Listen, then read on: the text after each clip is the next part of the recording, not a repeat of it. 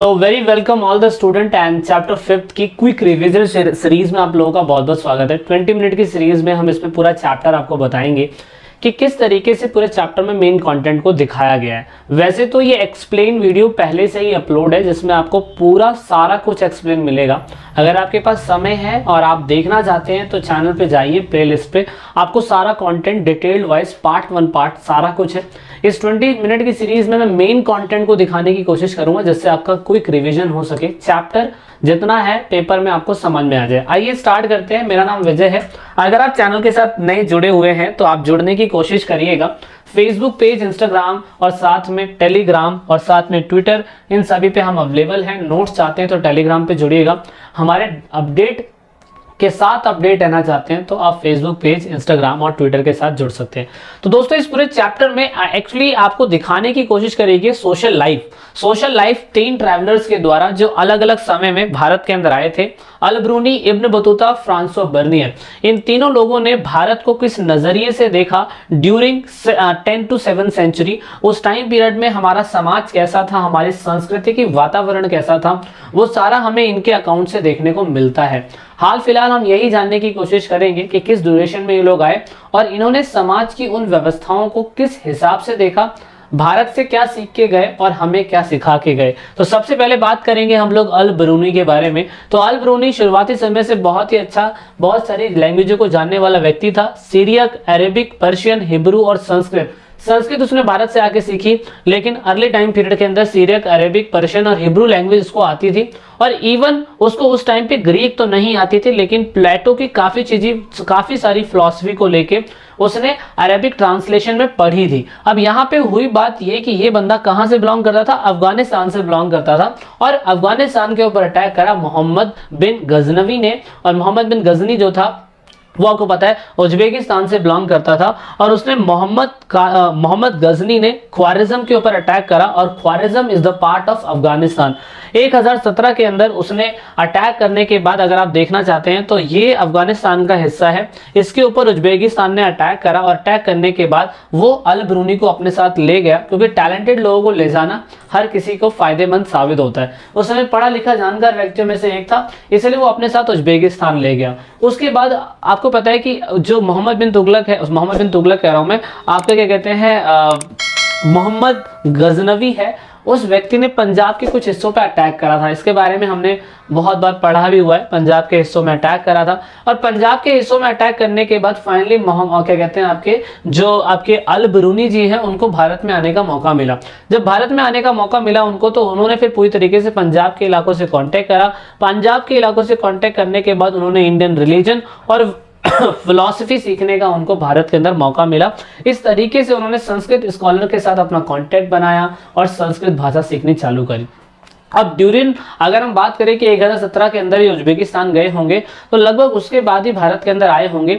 यानी कि अंग्रेजों के आने से 600 साल पहले अल ब्रूनी भारत में आ चुका था और भारत की व्यवस्थाओं को वो देख के समझ के बताना चाहता था कि उस समय सोशल कल्चर और सोशल लाइफ किस तरीके से होती थी। तो ऑफकोर्स उसने एक बुक लिखी, किताब अल हिंद बुक लिखी इसने, और ऑफकोर्स अरेबिक में ही ट्रांसलेट करेगा इस बुक को। तो वो उस समय पे भारत के अंदर जितनी भी सारी चीजें सीखेगा, पंजाब के हिस्सों से, नॉर्दर्न पार्ट ऑफ इंडिया के हिस्सों से, वो सारी इंफॉर्मेशन वो किताब अल हिंद बुक में लिखेगा। और किताब अल हिंद बुक लिखने के बाद उसने 80 चैप्टर के अंदर इन चैप्टर्स को डिवाइड करा। उसने उसमें क्या क्या लिखा था, उसमें धर्म के बारे में, फिलॉसफी के बारे में, एस्ट्रोनॉमी के बारे में, कस्टम, सोशल लाइफ के बारे में, वेट मेजरमेंट के बारे में, आइकनोग्राफी के बारे में, मेटोलॉजी के बारे में, लॉ के बारे में।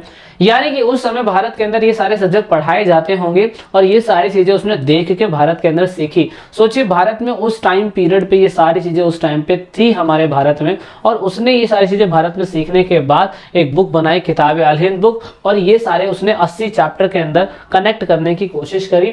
ऑफकोर्स वो क्योंकि उज्बेकिस्तान के इलाकों में रहा करता था, तो वो अपनी ही लैंग्वेज, पर्शियन लैंग्वेज या अरबिक लैंग्वेज में ट्रांसलेट करेगा। और उसने पूरी तरीके से मैथमेटिकल अप्रोच अपनाई और उसके हिसाब से मैथमेटिकली अप्रोच अपनाने के बाद इसने इस बुक को कंटेंट करा। अब यहाँ पे शुरुआती समय में वो संस्कृत, पाली, प्राकृत इन सारी भाषा से फेमिलियर नहीं था, इसलिए वो अरबिक के अंदर ट्रांसलेट नहीं कर पा रहा था। इसलिए इस काम को करने के लिए उसने कहा कि उसे कहीं ना कहीं संस्कृत लैंग्वेज के अंदर और इंप्रूवमेंट चाहिए वगैरह वगैरह, इसको दिक्कत हो रही थी। अब यहाँ पे बैरियर क्या था उसके लिए? बैरियर ये था कि पूरी तरीके से वो सारा का सारा काम जो संस्कृत के अंदर था उसको अरबिक से पर्शियन में ट्रांसलेट करना बहुत कठिन काम था, क्योंकि हर वर्ड का कनेक्शन, हर वर्ड का सही तरीके से मीनिंग निकल पाना वो अपने आप में ही बहुत बड़ी बात थी। और दूसरी बात ये थी कि उसको यहाँ की जो वर्ण व्यवस्था थी, रिलीजियस बिलीफ थी, वो उसे समझ में नहीं आ रही थी, क्योंकि पर्शिया से बिलोंग करता था। और पर्शिया से अगर ये लोग बिलोंग कर रहे हैं तो पर्शिया बहुत बड़ा इलाका, याद रखिएगा, अफगानिस्तान, उज्बेकिस्तान और आगे तक के इलाकों को पर्शिया कहा जाता था। तो उस समय पे वो समझ नहीं पा रहा था कि भारत के अंदर जो वर्ण व्यवस्था है वो किस तरीके की वर्ण व्यवस्था है, वो उसके दिमाग में नहीं आ रही थी, क्योंकि यहाँ पे तो ब्राह्मण, क्षत्रिय, वैश्य, शूद्र थे। और वो कह रहे थे कि पर्शिया के अंदर तो ऐसा होता था कि राजा, किंग ये किस्से पे होते थे, मंक्स, फायर प्राइज, लॉयर ये किस्से पे होते थे, फिजिशियन, एस्ट्रोनॉटर और यहाँ पे साइंटिस्ट ये अलग लेवल पे होते थे, पीजेंट और आर्टिशियंस एक लेवल पे होते थे। लेकिन यहाँ पे कुछ सिस्टम अलग था जो उसको बैरियर क्रिएट करा था। तो ये पूरा पर्शियन इलाका है, अगर आप देखें तो पर्शिया ये वो इलाका था जो एक टाइम पीरियड के अंदर, अगर आपको पता हो तो अलेक्जेंडर ने ये पूरा इलाका जीत लिया था। सोचिए, तो उस टाइम पीरियड पे उसको बस ये समझ में नहीं आ रहा था कि शूद्र जो है 4 वर्ण व्यवस्था के अंदर उसमें नीचे हैं, और ये चीज उसने डिस्क्राइब भी करी थी कि ब्राह्मण कब है, शूद्र कब है, क्षत्रिय कब है, और ये चीज बहुत टाइम पीरियड से थी। और इसके लिए ये थोड़ी सी एक यूनिक सिस्टम इसलिए था क्योंकि पर्शिया के अंदर ऐसा नहीं था। इसीलिए उसने बोला कि यहाँ पे उन्होंने कहा कि इस्लाम के भीतर तो ऐसा नहीं होता है, इंडिया के अंदर वेदों को पढ़ने की परमिशन, सुनने की परमिशन सिर्फ और सिर्फ किनको होती है? सिर्फ और सिर्फ शुद्ध उनको ब्राह्मण्स को होती है। लेकिन इसने कहा कि यार यहाँ पे तो हम सारे इक्वल हैं, सारे धर्म को एक जैसे मानते हैं, जबकि इंडिया के अंदर ऐसा नहीं होता है। इसीलिए उसने इस कास्ट सिस्टम की व्यवस्था को बोला कि नोशन ऑफ पोल्यूशन का कारण है, यानी कि ये जो सिस्टम है खराब है। जैसा कि गौतम बुद्ध ने भी कहा था पहले ही, बेस ऑन बर्थ सिस्टम गलत है। इसीलिए ये चीज उसने देखा कि समाज के अंदर इतना सारा कुछ हो रहा है, इतनी सारी चीजें हो रही है, लेकिन ब्राह्मणिकल पॉइंट ऑफ व्यू जो समाज के अंदर कास्ट सिस्टम चल रहा है वो बिल्कुल गलत है। तो ये मेन थ्योरी थी अल-बिरूनी की। उसके बाद बात करते हैं इब्न बतूता की। इब्न बतूता एक ग्लोबल क्या कहते हैं, यात्री बोल सकते हैं, जो बहुत ही घुमक्कड़ टाइप का व्लॉगर था, जो हालांकि पैदा तो आपके क्या कहते हैं अफ्रीका के अंदर मोरक्को जैसी प्लेस में हुआ था, तंजवीर के अंदर, और यहाँ पे जन्म इसका तंजवीर में। शुरुआती समय में साहित्यिक और बहुत सारे काम को सीखने की इच्छा इसको रही थी और सीखा भी था यंग एज के अंदर। और ये पूरी तरीके से नॉलेज को किताबों में पढ़कर कंसिडर करने वालों में से नहीं था। इसने कहा पूरे भारत को घूमो या पूरे इलाके को घूमो, घूमने के बाद कंसिडर करोगे रियल में कि सही मायने में आपको असली ज्ञान कैसे प्राप्त हुआ।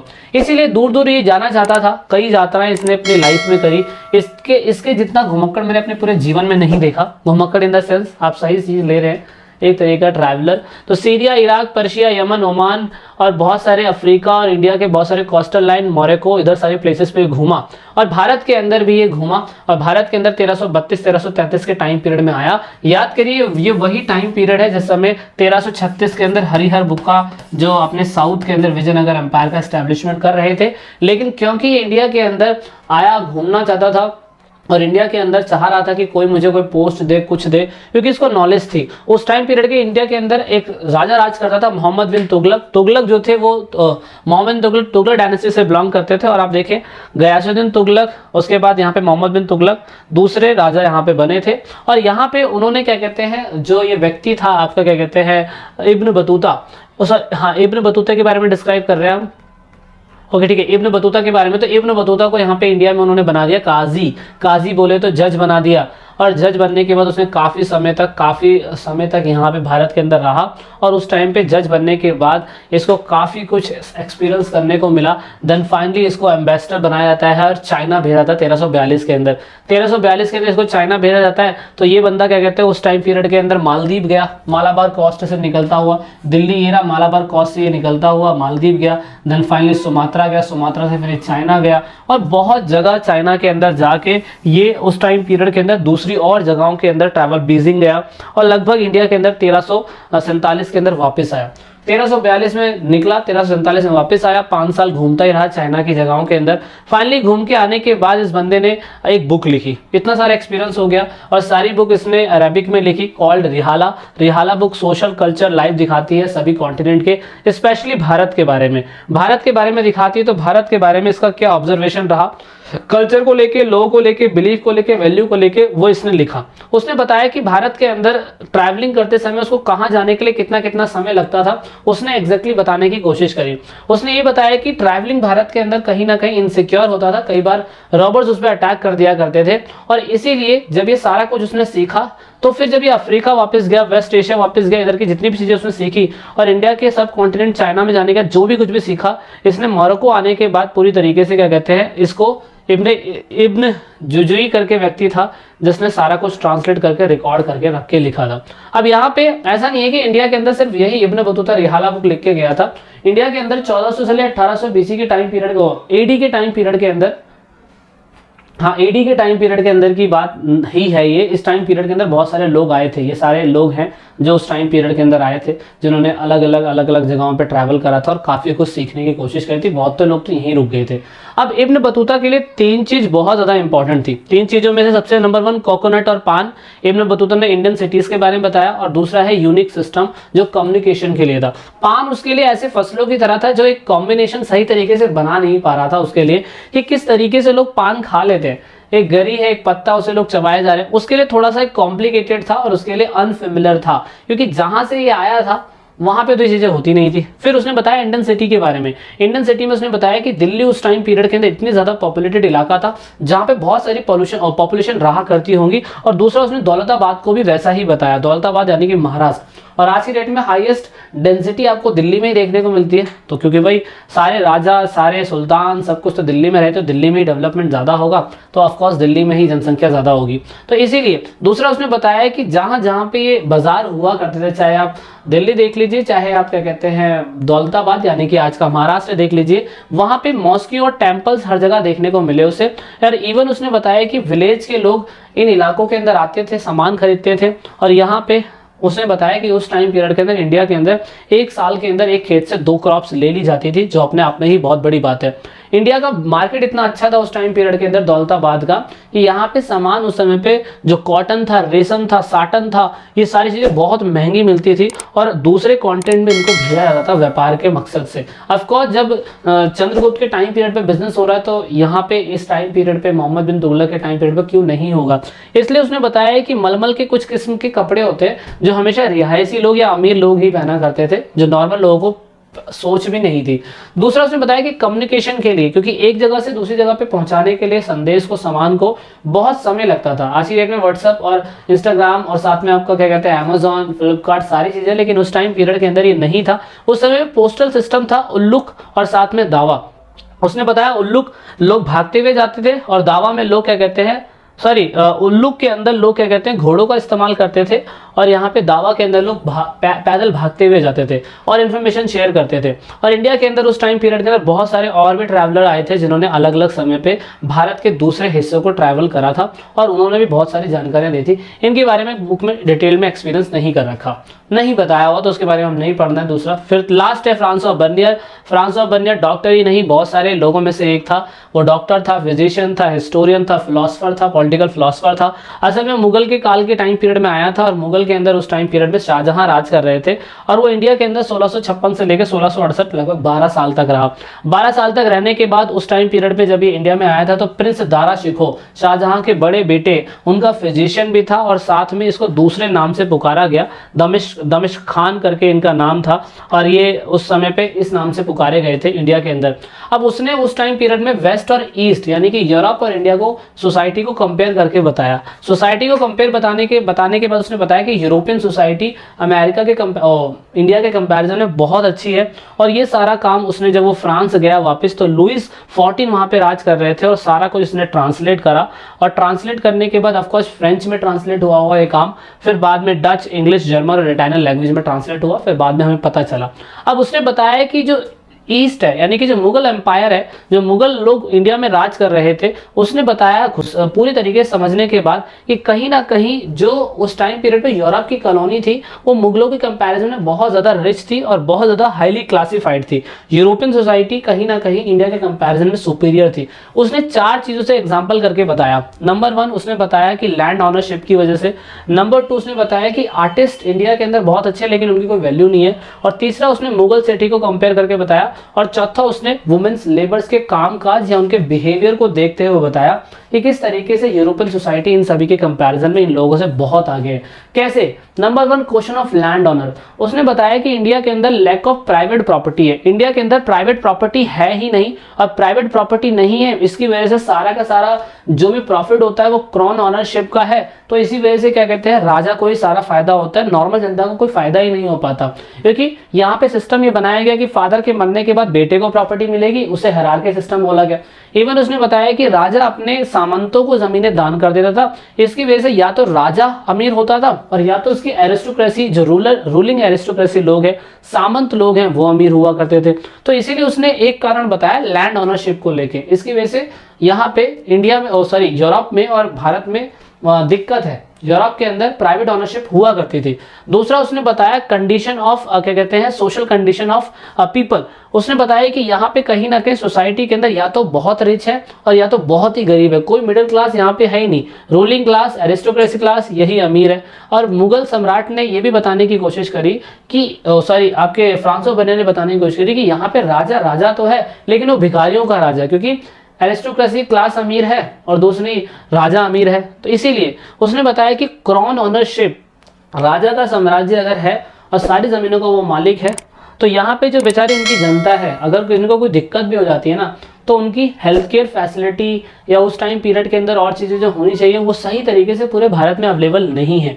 और इवन उसने बताया कि अबुल फजल जो उनके क्या कहते हैं मेन कवियों में से, मेन रत्नों में से, अकबर ने जो लिखा था, अकबर के मेन रत्नों में से आते हैं, उसने बताया कि यहाँ पे राजा फसल पे तो टैक्स लेता ही लेता था, लेकिन कोई सरप्लस उग जाता था तो उस पर भी टैक्स लिया जाता था, जो राजा नहीं बताता था कि इन चीज़ों पे टैक्स लिया जा रहा, परिश्रमी के भी टैक्स लिया जाता था। तो इसीलिए उसने बताया कि इंडिया के अंदर ये ऑनरशिप जो है गलत है, और इसी ऑनरशिप की स्टडी करने के बाद जो यहाँ पे क्या कहते हैं फ्रांसो बर्नियर ने लिखा, सेम वही चीज़ मॉन्टेस्क्यू ने और कार्ल मार्क्स ने 18वीं शताब्दी के अंदर और अपनी विचारधाराओं को ऐड करा। उसने बताया कि कहीं ना कहीं अकॉर्डिंग टू दिस आइडिया, अगर किंग के पास सारी अथॉरिटी है कि सारी ज़मीनों को रखने का, तो कहीं ना कहीं प्राइवेट प्रॉपर्टी अगर नहीं होगी तो सिर्फ और सिर्फ किंग और नोबल क्लास ही अमीर रहेंगे, और सर्वाइवल के लिए जो नॉर्मल क्लास होती है वो स्ट्रगल करती रहेगी। इसलिए प्राइवेट प्रॉपर्टी होनी चाहिए, और प्राइवेट प्रॉपर्टी अगर होनी चाहिए तो यहाँ पे कार्ल मार्क्स बोलते हैं कि अगर प्राइवेट प्रॉपर्टी होगी, सारी जगहों पर प्राइवेट प्रॉपर्टी देखने को मिलेगी,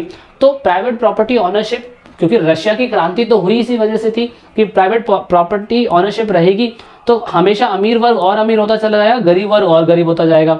इसलिए इसने बोला कि ऐसा होना चाहिए कि राजा का शासन नहीं होना चाहिए और प्राइवेट ऑनरशिप को हटा के गवर्नमेंट का शासन लेके आए। तो ये सोसाइटी उस टाइम पे कार्ल मार्क्स ने बहुत बाद में जाके दी थी, और आपको पता है रशियन रेवोल्यूशन इसीलिए ही हुआ था। हालांकि अगर आपको समझ में नहीं आ रहा तो कोई दिक्कत नहीं है, ये वाला पार्ट इंपॉर्टेंट नहीं है, लेकिन एक्सप्लेन वीडियो भी आप देख सकते हो, उसमें कोई दिक्कत नहीं है। दूसरा, सोशल रियलिटी बताई उसने बताया कि समाज के अंदर जो लेबर थे वो हाईली क्लास थे, मतलब इतने अच्छे थे कि उनका बिजनेस दूसरे इलाकों में हो रहा है, लेकिन राजा को इसके प्रॉफिट से लेना देना है बस, लेकिन उनके केयर से लेना देना नहीं है। तो इसीलिए सिस्टम को और अच्छा बनाना चाहिए राजा को, जो राजाओं ने नहीं करा, ये करना चाहिए था। यानी कि क्वालिटी पे ध्यान दिया जा रहा है, क्वांटिटी पे ध्यान दिया नहीं जा रहा है। मुगल सिटी में उसने बताया कि जहां राजा रहता था तो वो सिटी तो इतनी ज्यादा अच्छी बनाई जाती थी जिसका कोई जवाब नहीं, लेकिन जो बेचारे नॉर्मल क्लास रहते थे वो बेचारे शिविरों के अंदर रहने पर मजबूर हो रखे थे। तो ऐसा कहा जाता है कि 17वीं सेंचुरी के अंदर 50% ऑफ द पॉपुलेशन जो थी सिर्फ टाउन में रहती थी, 15%, सिर्फ 15%। लेकिन अगर हम देखें तो 85% लोग शिविरों में रहा करते थे। तो ऐसा कैंप टाउन हुआ करता था, जो उसने कहा कि ऐसा नहीं होना चाहिए। तो ये चीज़ उसको दिखाई दी, और उसने कहा कि यहाँ पे जितना भी मैन्युफैक्चरिंग होता है, ट्रेडिंग टाउन्स होता है, सेक्रेट सेंटर्स होते हैं, इन सब के ऊपर राजा पैसा खर्च करता है, नॉर्मल जनता के ऊपर वो पैसा खर्चा करता ही नहीं है। इसीलिए यहाँ पे जो मर्चेंट कम्युनिटी क्लास है, जो बिजनेस कैटेगरी वाली बनी, उनको समाज में बहुत फायदा हुआ, इसलिए वो एक अलग वर्ग बन गया। उसके बारे में हम डिस्कस नहीं करेंगे। Women slave, Sati and labour के बारे में अगर हम देखें तो वुमेन स्लेव उस टाइम पीरियड पे खुले आमतौर पे बाजार के अंदर वुमेन्स को बेचा जाता था, या स्लेव्स को खरीदा या बेचा जाता होगा, जिसका जितना तक एग्जाम्पल हमने देखा था कि जब क्या कहते हैं सुल्तान पहुंचा था, सुल्तान मोहम्मद बिन तुगलक के पास जब ये बंदा पहुंचा था, आपका क्या कहते हैं इसका नाम है इब्न बतूता, तो वो घोड़े, असरफियाँ और गुलाम लेके गया था, और जो मोहम्मद बिन तुगलक को बहुत अच्छा लगा था। सोचिए, तो यहाँ पे ऐसा कहा जाता है कि उस टाइम पीरियड पे स्लेव्स को डांस के लिए, शादियों के लिए और डोला उठाने के लिए, इवन दारा शिकोह की जब शादी हुई थी कितने गुलामों को रखा गया था वहाँ पे, तो ये था। तो यहाँ पे उसने कंपेयर करके बताया कि हमारे इंडिया में और यूरोपियंस में यही दिक्कत है कि हम यूरोपियंस के अंदर वुमेन्स की बहुत रिस्पेक्ट करते हैं, जो इंडिया के अंदर नहीं था। इवन वहाँ पे प्रैक्टिस ऑफ सती था जो बिल्कुल गलत था। बर्नियर के अकॉर्डिंग, बर्नियर ने सती प्रथा के बारे में मेंशन करने की कोशिश करा है कि किस तरीके से उसको क्या कहते हैं अपने बाल कटवाने पड़ते थे, उनका हस्बैंड मर जाए तो, या साथ में जलना पड़ता था। वुमेन लेबर उसने बताया कि वुमेन लेबर वहाँ पे बहुत थी, उनको घर में भी काम करना पड़ता था, एग्रीकल्चर लैंड में भी काम करना पड़ता था, इवन कमर्शियल एक्टिविटी के अंदर भी काम करते हुए वुमेन्स देखी गई हैं। सो ऑल दीज वेरिएशन जो इंडिया के अंदर हमारे ट्रैवलर्स आए और उन्होंने देखा, समाज को देखा, और इस तरीके से हमें सारी बातें समझ में आती है। ठीक है, तो ये सारा चैप्टर के अंदर है। I hope you got so much information by this video. जय हिंद, जय भारत। मिलते हैं एक्सपीरियंस सीरीज में दूसरे पार्ट में, मिलते हैं अगले पार्ट में।